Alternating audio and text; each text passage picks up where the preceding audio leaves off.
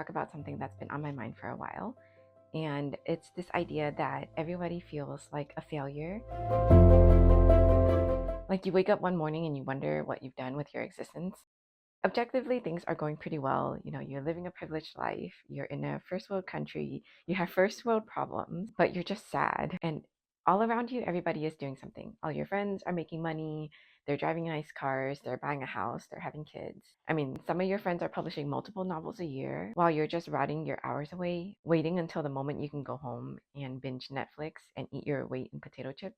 Or is that just me? Hey guys, my name is Van and I'm an author and librarian. My channel is going to be all about self-healing, self-development, just living a wholesome, delightful lifestyle. So if you're into that stuff, please give me a thumbs up and subscribe down below. So I read in a book that by the time you're 35, you've experienced most of the spectrum of human emotions, behaviors, and experiences that life has to offer. Not that you won't continue living and having new experiences, but by this time, you've pretty much learned how to be a human. Basically, you're like not 4 years old anymore. You're not learning the alphabet. You're not learning how to walk anymore. Hopefully, you have learned how to feed yourself by now. And if you're well adjusted anyway, you'll have learned how to regulate your emotions. Maybe you've started a career. You've been through all the official schooling that you'll have to do. And you might have even gotten married by now, maybe divorced. Maybe you have kids, you bought a house. Basically, the fact is you've learned all you need to learn in order to survive. Essentially, you've peaked. And that's why a lot of people tend to have a midlife crisis at this point.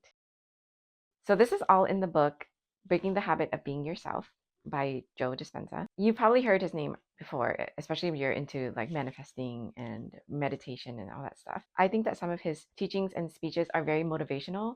And honestly, he has some good things to say if you're into self-improvement and self-development and healing, channeling your thoughts in order to achieve all of your dreams. I don't agree with everything in his book, Breaking the Habit of Being Yourself, but I think everyone should read it just to understand this point alone. Because when I got to that specific line about how people reach the age of 35 and suddenly they have a midlife crisis, I was like, oh my gosh, that's me. Like I'm 35 and I'm feeling exactly what he's describing. So these past few years have been tough for many people. There's just been so many historical events that we've had to live through. I know I'm not alone in my struggles, but being reminded that I'm not alone in my existential crisis, this sense of loss and hopelessness and uncertainty, for some reason, knowing that other people out there are going through the same thing I'm going through, it helps a lot. Like it helps me feel not alone. So if you're going through this too, just know that there are other people out there suffering the same thing you're suffering.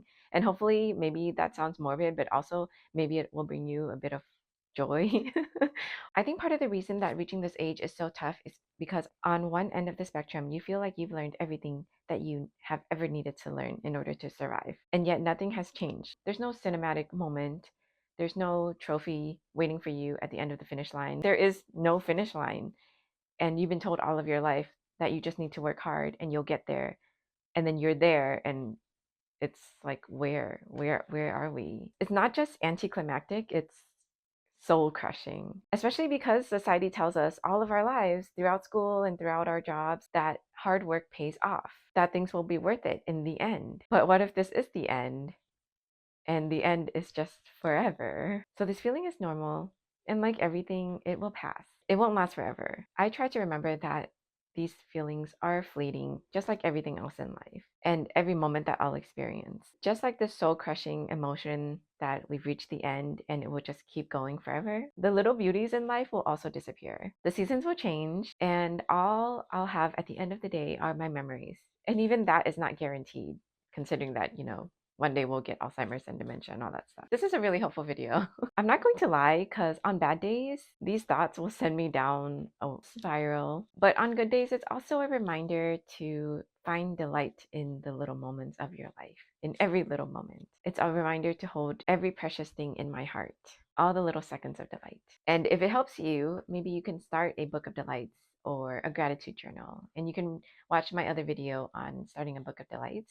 But it's been really life-changing once I started that habit. Yeah, like maybe now I have experienced everything life has to offer and I've learned all the things I need in order to survive. But there's still room to do more than that. Like life is not just about surviving. It's about living and thriving. It's about learning and growing and challenging yourself. I try to stay curious and to keep pushing myself to learn and to grow and to change for the better. I've always been into self-improvement and self-development and just constantly trying to be a better person and to continue to heal myself throughout the years and to heal all the traumas of my past so that I can continue growing. That's why I wanted to start making these videos to document my journey and to help anyone out there who's also into the same things or need this kind of thing in their life. And really, I'm just trying to be grateful for all that I have and all that I will have in the future because life is going to continue. And sure, everyone says it's short, but there are actually many years ahead of us. And if we continue on this trajectory of being sad and being ungrateful,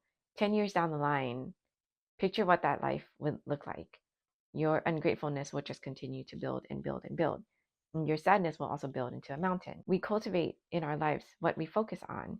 So if you focus on being grateful, 10 years down the line, your gratitude mountain will hopefully just grow stronger and stronger and taller and taller. So yeah, life is short. I agree. But even so, it still has so much more to offer. And I'm really looking forward to it.